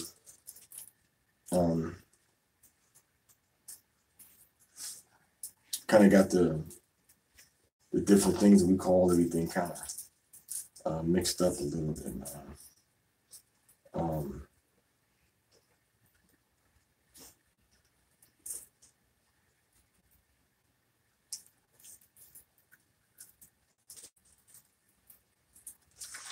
All right, so that's about it, y'all. I mean, unless anybody has any other questions. Once again, fine material. The Most High dealing with fine material, naturally dyed fabrics are always going to be the best for us, in our bodies and our skins. And of course, those things are very hard to get. Dyes that are use natural techniques from flowers or from grasses or sometimes even from mud or things like that. All right, what's the next? Anything else? Hezekiah says, I still need the 12 articles of belief. I got you, Hezekiah. I can probably get it to you between tonight and tomorrow because so I have to get into that other storage device and then send it to you, through that way. I can't send it. I have it on the phone, but I only have it available as an option to send to you via WhatsApp. I can't send it to you via Messenger. So, I mean, if you inbox me your number, I can get it to you, you know, when I get off the phone, like with the quickness, if you're on WhatsApp, you know what I'm saying? But if you're not on WhatsApp, if I got to send it to you only through Messenger, then I have to get onto another device and then send it to you from the hard drive of another device that I can send it using Messenger. So if you want it like quick, fast, in a hurry, don't worry, Flavor Vision ain't blurry. Send it to me. Send me your number if you have WhatsApp. You know what I'm saying? And I can send it to you through WhatsApp. And that way I can get, you know, quick, fast, in a hurry. All right, so you got anything else for us? Let's see. All right, so I think our technical assistant, Ariasha Al-Matatia Ra'an, and we thank our narrator, our orator, Amadi in the Nashaman. And tomorrow we're gonna go into you got something else? He said, hold on, I was asking you if you had something else. Connor. All right. Tomorrow we're gonna go into verse tomorrow we're gonna go into verse 31 all the way to verse 31 all the way to 43, right? 43. So we're gonna go to the end of the chapter tomorrow. This one we're gonna talk about the linen and the headband. Read ahead. Read Exodus chapter 31, chapter 20, verse 31 through 43. So read ahead. So when we get together tomorrow, you'll already be, on point with it. But once again, we don't know how these things look. Josephus did not leave us any pictures, any drawings of these things that we have. He may have, but we don't have any drawings that anybody left from that time period. We have like Rashi and coming like centuries later. And we have Maimonides coming centuries later saying, yeah, this is how it looked. But truthfully, they weren't there. They don't have records to go back to the 1st or 2nd century to say what it is. The closest thing that we have to that is going to be our brother Josephus. That's the closest we can get to somebody that actually, knows what the things look like. All right, what's up? Hezekiah says, what about email? I mean, I guess I can send it on email, but like I said, I can send it on email too. But it's I guess like, do you have WhatsApp? If you got WhatsApp, inbox me on Messenger for your WhatsApp and for your email. You know what I'm saying? I can get it over to you. Now this what do you call it? The Ma'iyal, right? The Ma'iyal.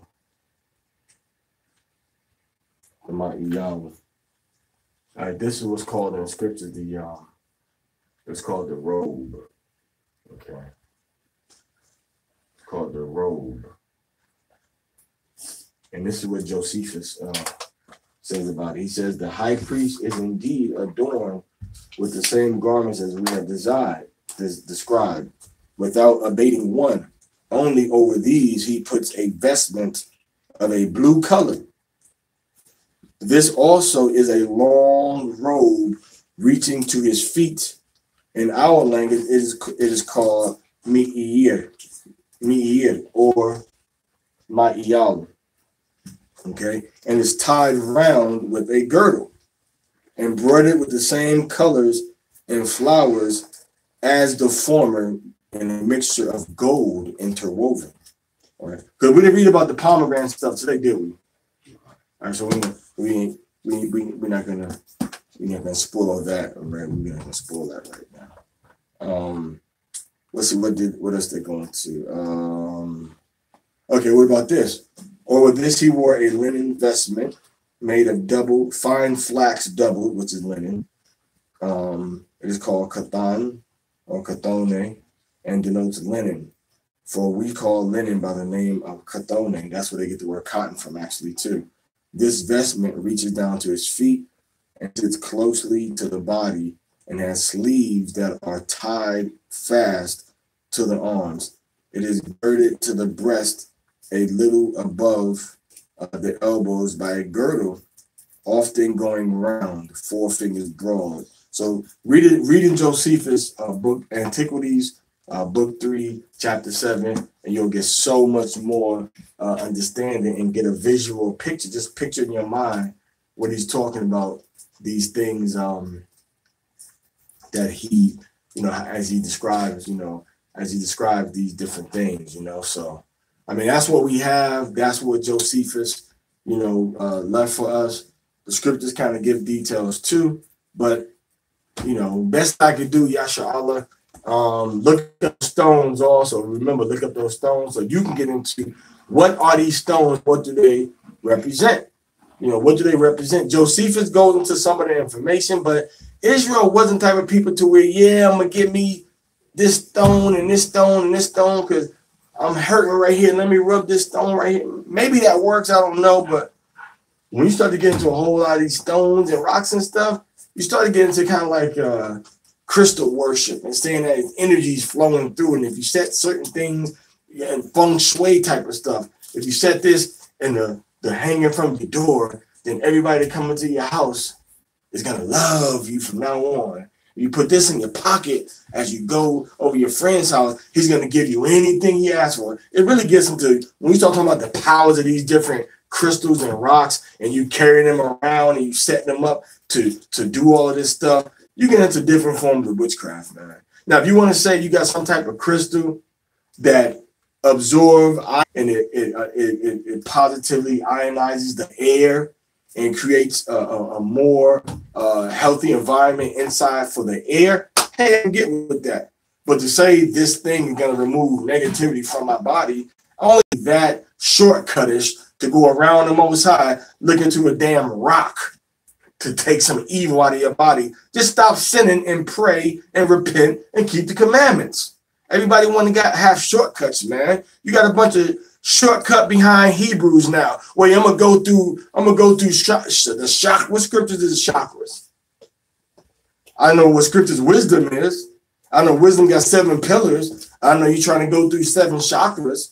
I know a pillar goes from the bottom to the top. That wisdom says. I know chakras go from the bottom to the top. So the chakras may be trying to imitate wisdom, which comes from Hinduism. We're gonna find no Hebrew type of writing unless you want to go into Zohar, which I don't go into, but I know about it. You want to go into the Zohar, or you want to go into the Kabbalah and try to do stuff that them Germans put together, trying to accuse us saying that we put it together, which we had no parts in that. If you want to try to use that, hey, you can do that and try to justify it, but you still be wrong. You committing a big sin. You can't be trying to say no rock or going through this. I'm going to meditate and go to this part of I'm at my spinal base now. Yeah, I'm clearing it out. Now it's clear. Okay, that feels good. Okay, now let me go to the second one. You can't do that, man. That's witchcraft. That's evil, and it don't work. It don't work. If that's the case, any chakra person would be healing themselves, and it would be all over the internet now. I clean my chakras, and I can levitate. I can fly. I healed my body. I got no sickness, no more disease, no more negative thoughts. Yahweh Shai is the only one that ever achieved that level. So trying to use rocks and crystals to try to go to that level is ridiculous and is idiotic. But once again, if you want to use copper to take out impurities that can cause sickness in your body, yes, that works. It's been proven. It works. If you want to use it to heal you and put, oxygenate your blood to decrease, your anemia and to get more oxygen and iron in your system, yes, it will. Metaphysics of this substance will make you do, X, Y, and Z. I don't know, side to the inside to actually change your body. Remember, people are wicked and evil no matter what they practicing. Gandhi practicing yoga and Hinduism. Gandhi was wicked and evil, man. He talked against the children of Israel. He talked against the Africans. He talked against his own people because he was a Brahmin and they had 3 groups up under him that he didn't give a daggone about. That was his own countrymen. So he was fighting for everybody per se, but he still maintained his levels of the religion he was following. And he still didn't like black people, brown-skinned people that were coming from Africa on a slave trade or that was already, living in Africa during his time and, before the slave trade. So this guy was wicked, man. So you can't find no person that's practicing these things you're going to go to and say they're a good person. Why?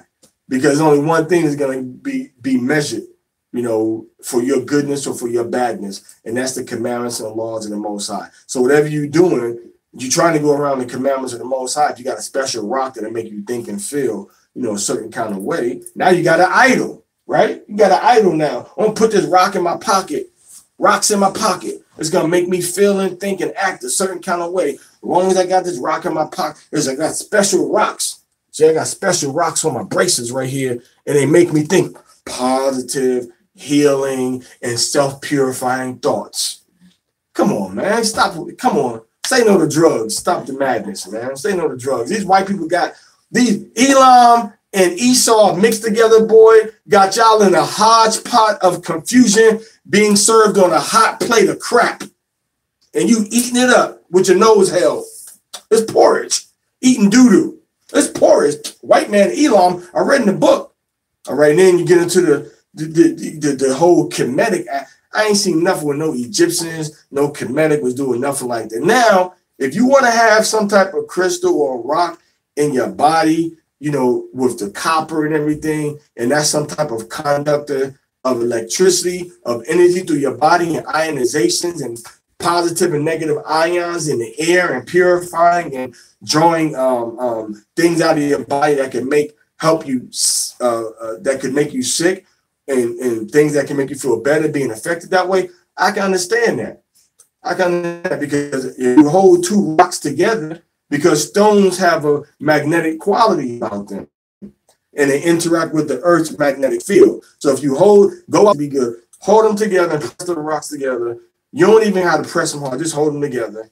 And then take another big rock, or you hold two rocks together and take another big rock and wrap them around that, have a friend go around that rock, maybe like 12 times or 13 times or however many times. And then after you do it, tell your friend to move the rocks apart, and they're going to come back together. Why? Because some kind of way you've magnetized those rocks, and you've kind of interrupted with that rock as an energy source interacting with the Earth's magnetic field. And that's why those rocks kind of don't want to pull apart from each other. They come in together. So there is some type of scientific validity to certain qualities that rocks have, that crystals have, that diamonds and amethyst and onyx have. So if you're going to do something, base it upon that. Don't base it upon, I got a rock that's going to help heal me. It's going to make me all better. Because that doesn't work. Now, copper being used systematically in your body, to help healing, yes, that works. Silver, colloidal silver, that works. Even maybe gold, that would work. Mercury, it's going to kill you. So what am I going to do if I walk around with a pocket full of mercury rocks? Or if I walk around with a pocket full of uranium?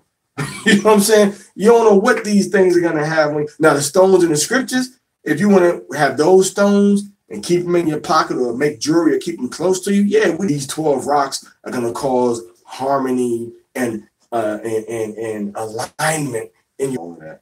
Go into the scriptures, look at the qualities of these things that the Most High is showing us, and then you can see how to apply that to your life. Everything in the scriptures is for knowledge. The Most High said all scripture is given by inspiration of the Most High. And it's profitable for what? For doctrine, for reproof, for correction. All right. So when you look at these things, you see, well, here's the rock the Most High said to use. Okay, what's the quality of this rock? What is this rock used for? Okay, what things, can it do? What things can this rock do? What's the research that the ancient cultures have about this rock that's empirical? Empirical means it's facts and data that can be substantiated to show that this quality is held within this, this piece of matter right here. And then you can go forward and see how you apply that to your own uses. Hezekiah says mystical energy madness, Khan. Mystical energy madness. All right, so we finished with that? And then he says, Most High say no stone of idols, Khan. Khan. And you look at this thing, oh, it's going to do something special for me that the Most High can't do, or that, something that I know of cannot do. But a lot of these things have qualities, man, that the Most High put in these things, and then you trying to exalt and esteem them. I'm going to put it over here, and it's going to release all stuff from my body. And, now we know the crystal skulls, first of all, it's a skull, but we know the crystal skull is made out of, the clear, transparent material. We know that silicone, it can be used as a conductor of energy, right? As a storage device. We know it can be used as a storage device. So maybe that's what the crystal skulls were used for. But at the end of the day, we don't know. Now you think having a crystal skull on your mantle is going to make you and your household better for the Most High and get you into the kingdom? Nah. But if you got a water purifier, yeah. You got certain charcoal and certain crystals in your house that can purify water and help your air get clean, yeah. But to deal on a spiritual level, heck nah. Only way you cleanse on a spiritual level is when you're doing meditations and you going into certain certain mantras, certain sayings and certain sounds that have been grouped together to call upon different demons, certain thoughts and certain affirmations you make within yourself that have been spells that have been woven and put together for you to use with other three things. And then like putting a sage in the air is going to remove negativity and demons from your house. That means if I go into a sage factory, a sage farm, I should feel like I'm in heaven, right? Since sage burning, I just burn sage everywhere. I'm going to court. I'm burning sage before I go in court. I'm just, going like my little thing, sage burning. You know what? The evidence is fake against you. Case dismissed. I burnt my sage. That don't happen like that, man. So in Israel, a lot of Israel started moving to this witchcraft, man. I hate that it's happening, but a lot of y'all trying to circumnavigate Yahweh because you don't want to fully submit to the Torah. And it ain't the ones that's strong in the Torah. It's the ones that's weak in the Torah that's trying to find some excuse not to do what the Torah says, and you don't want to give your life to Yahweh.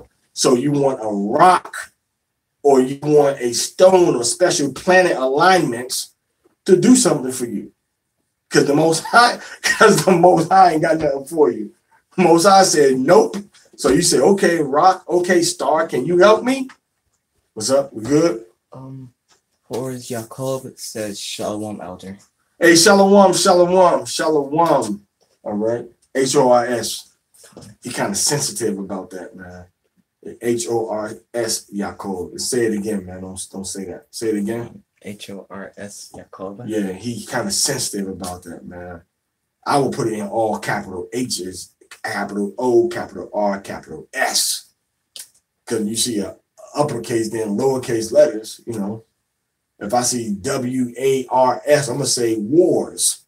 If I see capital WARS, a period sign, I'm going to say WA period RS maybe. But, all right, Jeremiah, good edification on that Shabbat Torah class, man. You know what I'm saying? You brought some good scriptures out, man. So yeah, it was real good though, man. For real, you brought out some good stuff, and that's what we need to do more, man. Get together, with that Torah on a holy day, man, and read it. You know what I'm saying, and help to bring fuss about it too.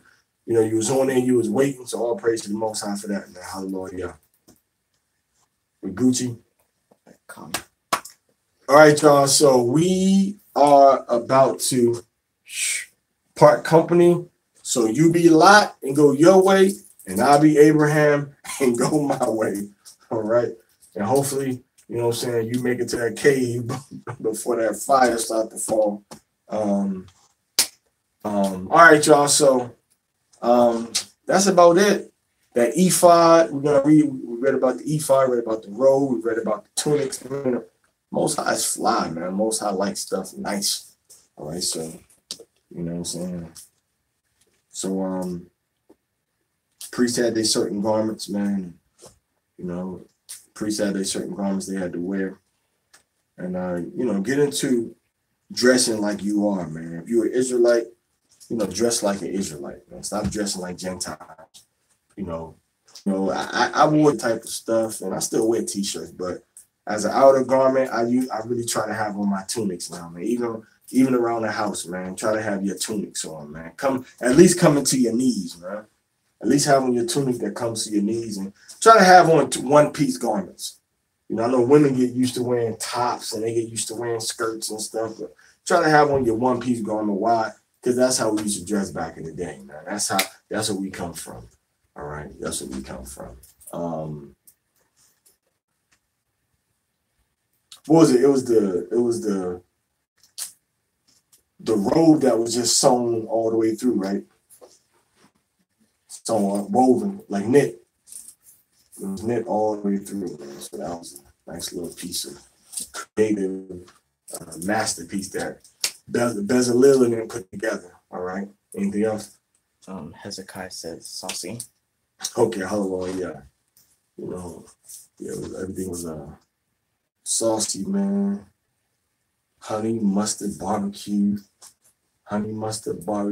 apple. All right. So yeah, you got anything else, Naida? Okay, you got anything else? You got anything else? All right. So I motion that we end the class and transmission in seconds. Okay. He seconds that motion. All right, y'all. So the clock on the wall says that's all. So that's all we got for you now. So, you know, come back soon. And all praise and all power to Yahweh.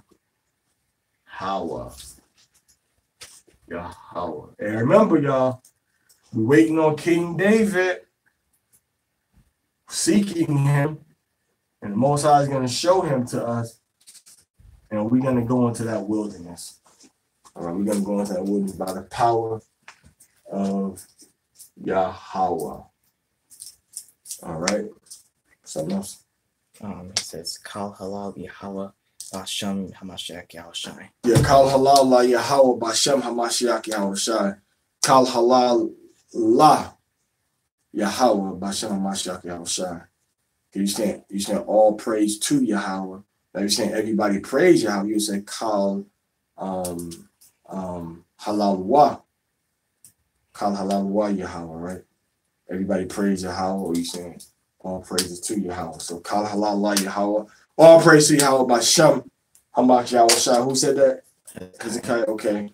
All right, so y'all brothers in Oklahoma, man, y'all got to make this thing happen for Masharah Yasha Allah, man. Y'all brothers in Oklahoma, you got the HOIS Yaakov, and then you have the sons of Jacob in Oklahoma, man. What's up? Let's get it together. Jacob and Jacob make one house, Jacob, in Oklahoma, man. Hallelujah. Let's make it happen. All right. Shalom Lakam. All praise to Yahweh Bashem Hamashiach Yahushai. Shema Yasha Allah Yahweh Allahayna Yahweh Kad. Wa Habda At Yahweh Allahayaka. Bakal Lababka. Wa Bakal Napaska. Wa Bakal Ma'atka. Hail Israel, Yahweh our power, Yahweh is one. And you shall love Yahweh your power with all your heart, with all your soul, and with all your might. Bashem Hamashiach Yahushai. Shalom Lakam. So we took some good notes for me to copy.